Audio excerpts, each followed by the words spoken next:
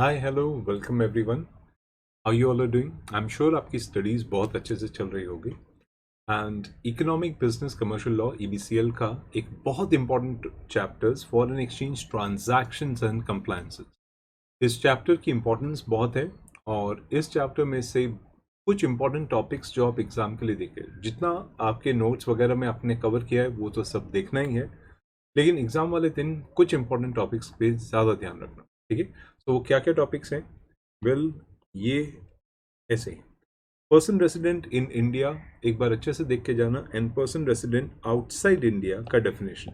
तो कौन इंडिया में आता है, कितने टाइम तक रहता है, 182 डेज की कंप्लायंसेस क्या है, और वो कौन पर्सन आता है फिर भी वो इंडियन नहीं है, वो पॉइंट को देख के जाना। ठीक है, उसके साथ साथ हमें ये वाला पार्ट एग्जैक्टली फॉरेन सिक्योरिटी का डेफिनेशन क्या है, फॉरेन सिक्योरिटी टर्म क्या होता है, शेयर्स बॉन्ड्स वगैरह कैसे होते हैं, ये सब पार्ट्स को अच्छे से देख के जाइएगा।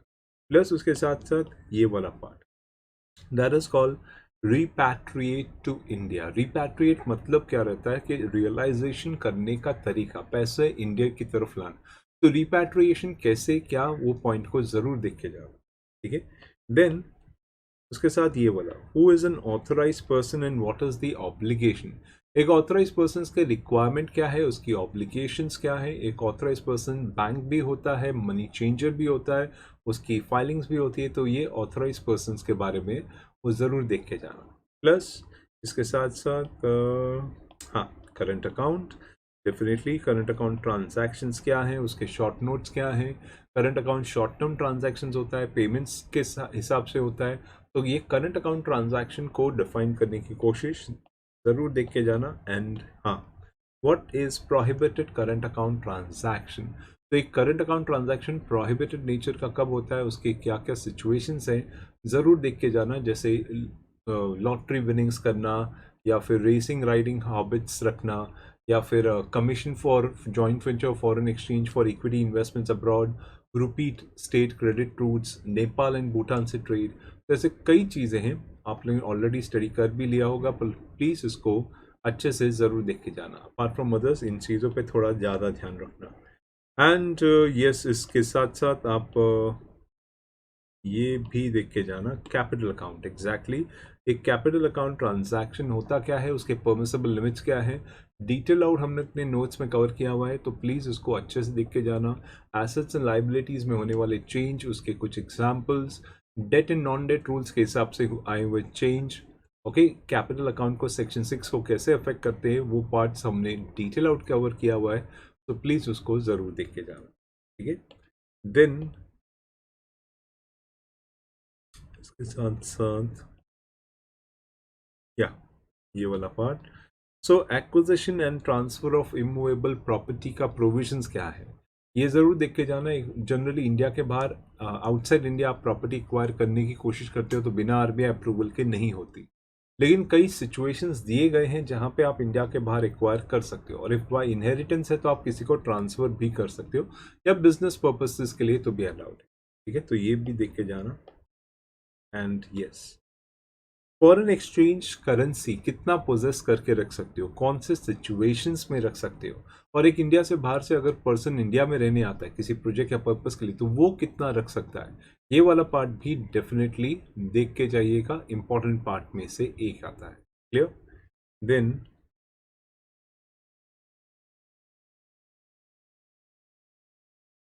हाँ, ये वाला पार्ट इन्वेस्टिगेशन है क्या, सेक्शन 37 के हिसाब से इन्वेस्टिगेशन का प्रोसेस डिफाइन होता है। सेक्शन एनफोर्समेंट डायरेक्टोरेट अपनी रिपोर्ट तैयार करता है और अपनी रिपोर्ट रिजर्व बैंक या एनफोर्समेंट डायरेक्टोरेट डिवीजन को देता है। तो इन्वेस्टिगेशन का तरीका क्या है, एंड ये भी offences by companies, that is contravention by companies.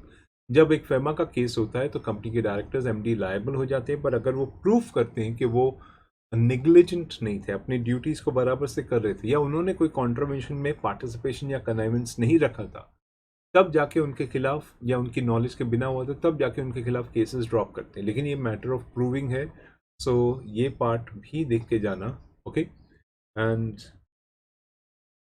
Departmental inquiries वगैरह, या ये वाला सो अपील मैकेनिज्म्स कैसे हैं, तो इसके अंदर आपने स्पेशल डायरेक्टर अपील्स देखा, 45 डेज में कंप्लेन करना, असिस्टेंट डायरेक्टर डेप्यूटी डायरेक्टर्स के बेसिस पे आप अपील फाइल कर सकते हो, और अपील के ग्राउंड्स क्या हैं क्लियरली डिफाइन करना लेता है, प्लस अपील के प्रोविजंस क्या हैं, एपेलेट ट्रिब्यूनल्स क्या होते हैं। एपेलेट ट्रिब्यूनल्स एक smugglers in foreign exchange act, manipulators act 1976 के आसपास के थे, उसके अंदर रिकॉग्नाइज ट्रिब्यूनल्स हैं, और उसमें बैठे हुए बेंच के पास स्पेशल ज्यूरिसडिक्शन है, 45 डेज में केस फाइल करना है, और इस केस के साथ साथ सिविल कोर्ट्स की ज्यूरिसडिक्शन यहाँ पे नहीं आती है। एंड ये केस एपेलेट ट्रिब्यूनल सुन के अपना ऑर्डर्स पास करेगा, और अगर कोई भी सेटिस्फाइड नहीं है तो वो हाई कोर्ट में अपील कर सकता है 60 डेज के अंदर। तो ये अपील के प्रोविजंस डेफिनेटली देख के चाहिएगा। And goes without saying compounding बहुत ही इंपॉर्टेंट पार्ट आ गया। सो कंपाउंडिंग एप्लीकेशंस करने का, कंपाउंडिंग डिस्पोजल्स कैसे होते हैं, कंपाउंडिंग कितने दिन में कंप्लीट की जाती है, कंपाउंडिंग के प्रोविजंस क्या हैं, कंपाउंड कैसे किया जाता है, कंपाउंडिंग अथॉरिटीज़ क्या हैं, और कौन से मैटर्स किस अथॉरिटीज़ के पास जाते हैं, कंपाउंडिंग की पेमेंट वगैरह कब करनी चाहिए, ये पार्ट भी डेफिनेटली देख के जाना। ठीक है, एंड यस, प्री रिक्विजिट के कंपाउंड करने से पहले क्या क्या चीज़ों का ध्यान रखना पड़ता है। देख, कॉन्ट्रवेंशन किस नेचर का है, पिछले 3 साल से पहले वापस हुआ है कि नहीं, कॉन्ट्रवेंशन में क्या क्या पिछली बार के अप्रूवल्स दिए गए थे, गवर्नमेंट ने क्या क्या रिस्ट्रिक्शंस डाले गए थे, केस जो कंपाउंड करने आए वो कंपाउंडेबल नेचर का है कि नहीं, क्या उसमें कोई एनफोर्समेंट डायरेक्टरेट का ऑब्जेक्शन या मनी लॉन्ड्रिंग जैसा कोई ट्रांजैक्शन है कि नहीं, उस चीज़ के बारे में क्लैरिटी चाहिए। फिर कॉन्ट्रवेंशन रिजर्व बैंक के हिसाब से कहीं प्रोहिबिटेड कॉन्ट्रवेंशन या ब्लैक लिस्टेड ट्रांजैक्शंस तो नहीं है। फिर ये भी देखना होता है कि इसमें कोई default, technical default, minor default, किस नेचर का डिफ़ॉल्ट है, क्या वो मटीरियल डिफ़ॉल्ट है कि नहीं, और जो इश्यूज़ हैं वो डायरेक्टरेट ऑफ एनफोर्समेंट के हिसाब से कोई ऐसा इशू तो नहीं है जो एनफोर्समेंट डायरेक्टरेट उस पर इन्वेस्टिगेशन पेंडिंग रखा हुआ है। तो ये चीज़ें देख के फिर कंपाउंडिंग की तरफ जाया जाता है। ठीक है, that was this one. And recent papers में से एक क्वेश्चन आया था, explain the modes of acquiring property outside India. ये हमने ऊपर देखा भी था कि इंडिया के बाहर अगर प्रॉपर्टी खरीदना चाहो तो what is the requirement of acquiring property outside India. ठीक है, पढ़ के ज़रूर जाइएगा। ये भी पढ़ के जाइएगा, that is can a resident individual acquire foreign securities without prior approval of reserve bank. तो जनरली ऐसा अलाउड नहीं है, लेकिन ईसॉप्स के थ्रू, इनहेरिटेंस के थ्रू, या आरएफसी अकाउंट से अगर आप खरीदना चाहो, या बोनस या राइट शेयर्स मिल जाए, या फिर किसी ने आपको रेमिट कर दिया है फॉर क्वालिफिकेशन शेयर्स वगैरह, तो ठीक है, then it is allowed. Then या ये वाला what do you mean by compounding contribution, वैसे ही ऊपर देखा था।